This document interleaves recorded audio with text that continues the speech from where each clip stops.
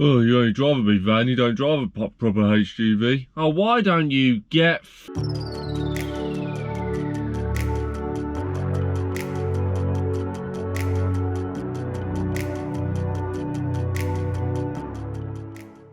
So, Class 1 versus Class 2.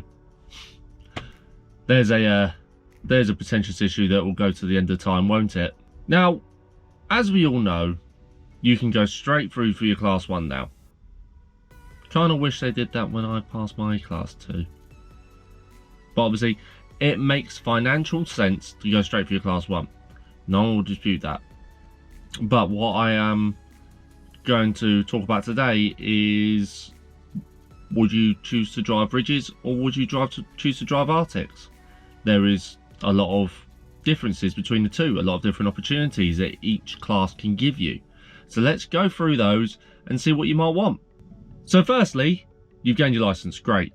Me personally, I'm very happy that I'm spending my time on the Rigids. Yes, I will probably get my Class 1 at some point. Like, comment, subscribe, just so I have another feather in my cap. But I enjoy the work I do. I like the company I work for, and let's face it, I do drive a really nice truck. But obviously, different types of work will marry up differently to your lifestyle. So, say you want to drive a truck, but you just want to do days. Now, you can do that on Class 1, but you will probably have more earning potential on Class 2. Plus, you'll probably be home earlier. There's a lot of work on fruit and veg multi-drop deliveries, pallet line. You can earn good money on pallet line. You can go on days doing like brick and block deliveries, building materials deliveries. There is a lot more choice of work in terms of using different equipment on Class 2. Look at the company I work for. We have high-abs, moffets, tail lifts, both flat and curtain. But obviously, your choice of lifestyle might mean that you might want to go tramping, or you might want to do European. You're more likely to get that sort of work on Class 1. Class 1 obviously offers longer distance work. Not necessarily the case. Me being a prime example, on Class 2, and we used to do European, but we still go all around the UK. But it all depends on what you want. Don't let the whole big boy Class 1 thing dull your view. If you're happy driving Rigids, then drive Rigids. You're still driving a HGV. You're still up there with the big boys. Don't let the whole, oh, he just drives a van, or she just drives a van, or they, them just drive a van. Look how inclusive I am. Let you down. Don't let it get you down. Okay? It doesn't really matter. So obviously I just briefly went through different types of work there.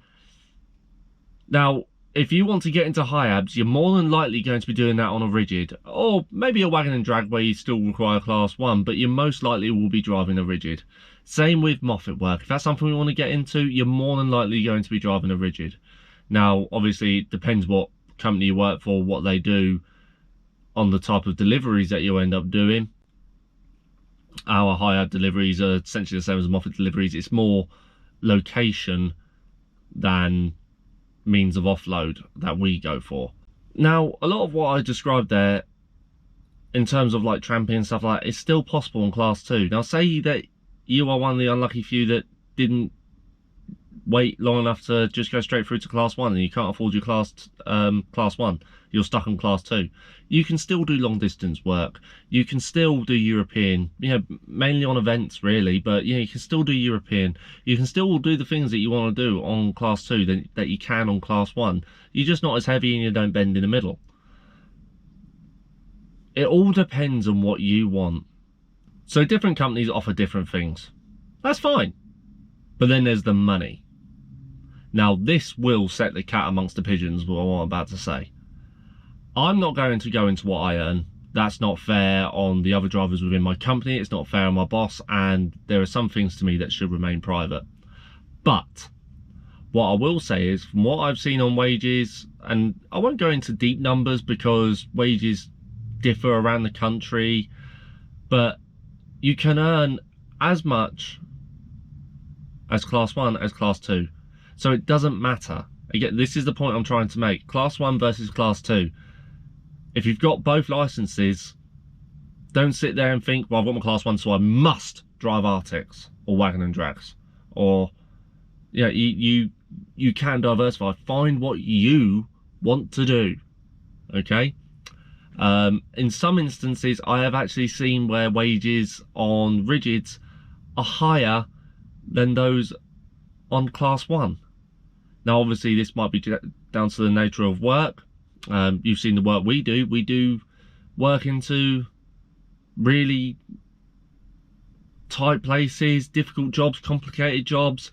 You know, jobs where you need a patient driver or a hard-working driver, not a steering wheel attendant. So, again, I'm not going to get that deep down into numbers here, but I earn more than most of the Class 1 drivers that I know. Luke! So, again, use me as a prime example of not sitting there going Class 2 is better than Class 1, because that's not the debate I'm trying to start here. Argue that out in the comments. I don't care. But, you know, you got to do what you want to do. Now, obviously, there is banter. There are jokes regarding it. I'm fine with that. I went to Shepton Mallet last year with my old truck, the DAF, which was an 18-tonner, and it had a massive red curtain. Everyone kept pointing it out and going, that's Postman Pat's van. Now, if one person did that, or a group of people did that who knew each other, I'll be like, yeah, very funny. The fact that 5 different people pointed that out who didn't know each other, that was hilarious. Like, I actually found that really funny.